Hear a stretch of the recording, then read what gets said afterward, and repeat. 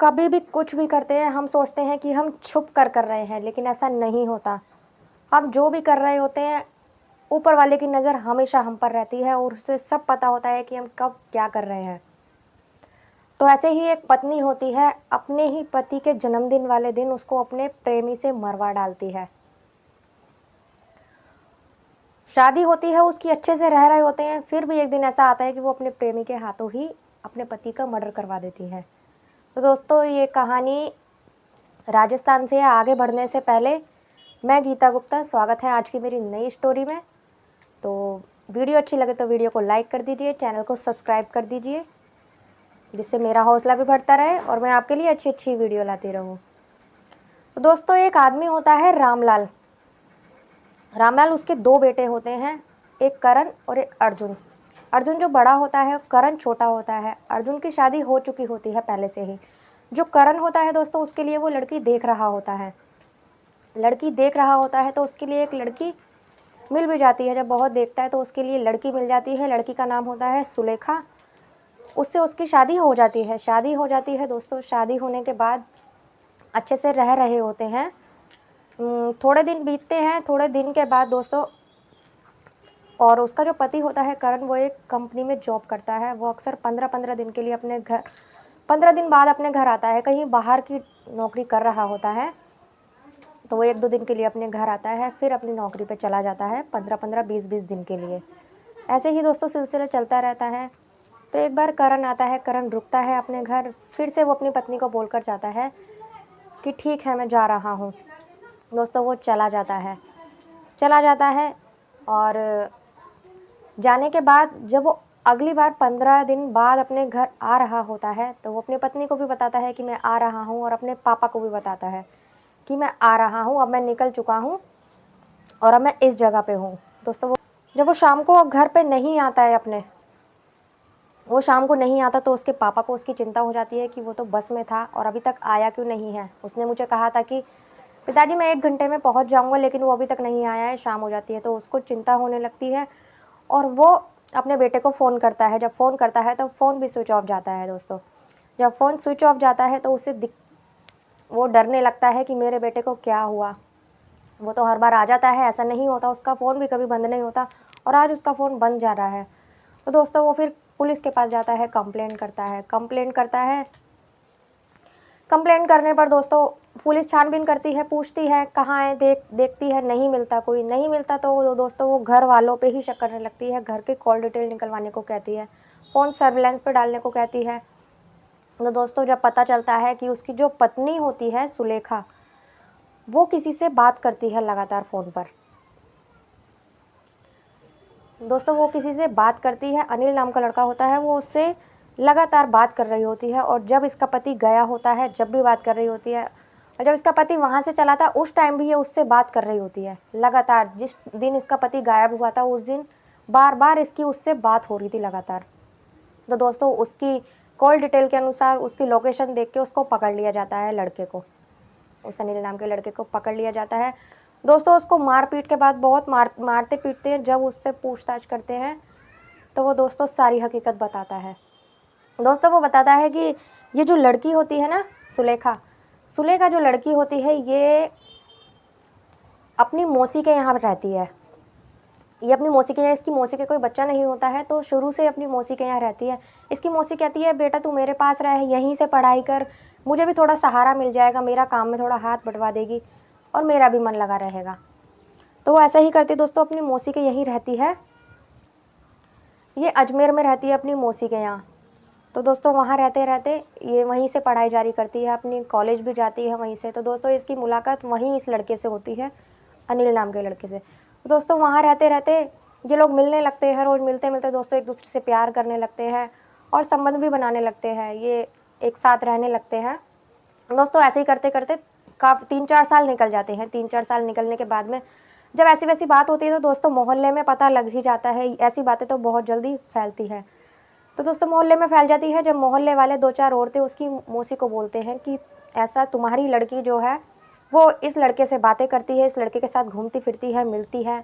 तो दोस्तों, उसकी मौसी को बहुत बुरा लगता है। वो सोचती है कि दीदी जीजाजी ने तो मेरे पास भेजा था अपनी लड़की को पढ़ने के लिए, मैंने बुलाया था उसकी देखभाल करने के लिए वो लोग सोचेंगे कि हमारी बेटी को अपने पास रख तो लिया, उसका ध्यान भी नहीं रख सकी वो। अपनी दीदी जीजाजी को सारी बातें बता देती है कि ऐसी ऐसी बात है, तुम्हारी लड़की किसी से बातें करती है, उसको सारी बातें बता देती है, किसी लड़की से बातें करती है, लड़के से के संग घूमती है।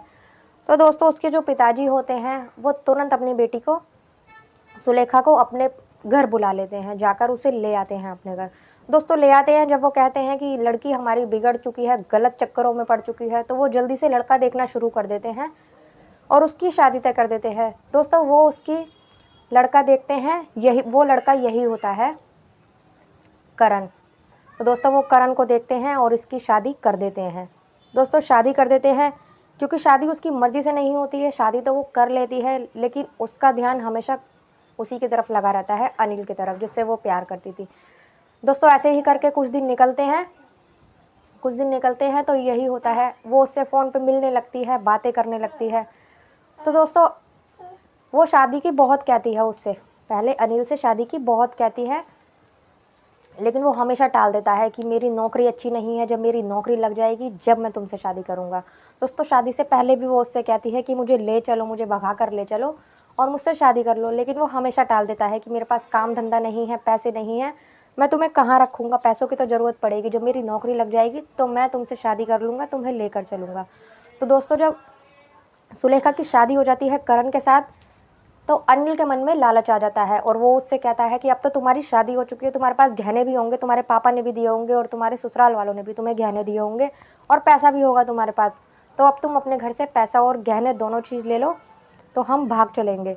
तो दोस्तों वो तैयार हो जाती है, लेकिन फिर अनिल कहता है कि तुम्हारा पति बीच में आएगा, जो तुम्हारा पति है करण, वो हम दोनों के बीच में आएगा, उसका कुछ करना पड़ेगा। तो दोस्तों वो कहती है कि चलो वो बीच में आएगा तो उसे रास्ते से हटा देते हैं। तो वो एकदम डर जाता है, वो कहता है कि ये कैसे हो सकता है, तो वो कहती है कि हो सकता है, क्यों नहीं हो सकता।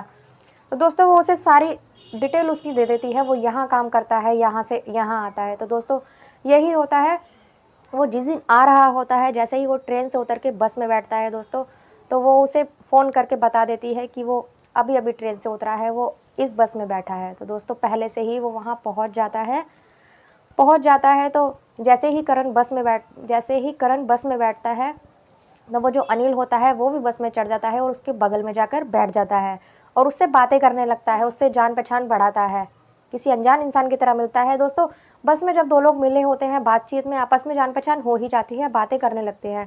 दोस्तों ऐसे ही उनके बीच में जान पहचान हो जाती है। तो वो बताते हैं हम यहाँ रहते हैं, आपस में बताते हैं, एक दूसरे से बातें करते हैं। बातें करते करते वो जब बस से उतरता है तो वो कहता है कि तुम्हें कहाँ जाना है, तब वो अपने घर का एड्रेस बताता है। तो वो कहता है मुझे भी वहीं जाना है, अब मेरे पास गाड़ी है, अगर तुम कहो तो मैं अपनी गाड़ी में तुम्हें छोड़ दूँ।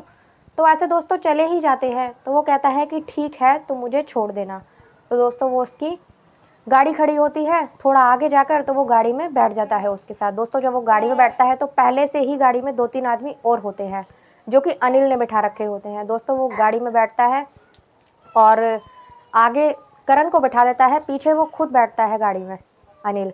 तो दोस्तों वो पीछे बैठता है, जब वो पीछे बैठा होता है, बैठे बैठे पीछे से ही गमछा लेकर उसकी गर्दन दबा देता है। दोस्तों वो दोनों तीनों मिलकर उसे मार देते हैं जान से मारने के बाद में दोस्तों वहीं एक जंगल होता है, जंगल में जाकर उसकी लाश को जला देते हैं।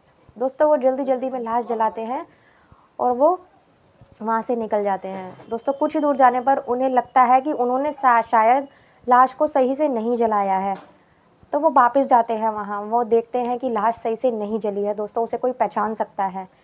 तो दोस्तों वो दोबारा से उसकी बॉडी को उठाते हैं और खाई में फेंक देते हैं। वहीं चंबल नदी होती है, खाई होती है, तो वो वहीं फेंक देते हैं उसकी बॉडी को, फेंक कर और वो आ जाते हैं। आने के बाद वो उसे फ़ोन करता है सुलेखा को, उससे बोलता है कि मैंने तुम्हारा काम कर दिया है, अब हमें मिलने से कोई नहीं रोक सकता, हमें कोई नहीं रोक सकता। लेकिन कहते हैं ना दोस्तों, उसकी नज़र सबके ऊपर रहती है, कोई कुछ भी करता है उसे उसकी सज़ा ज़रूर मिलती है।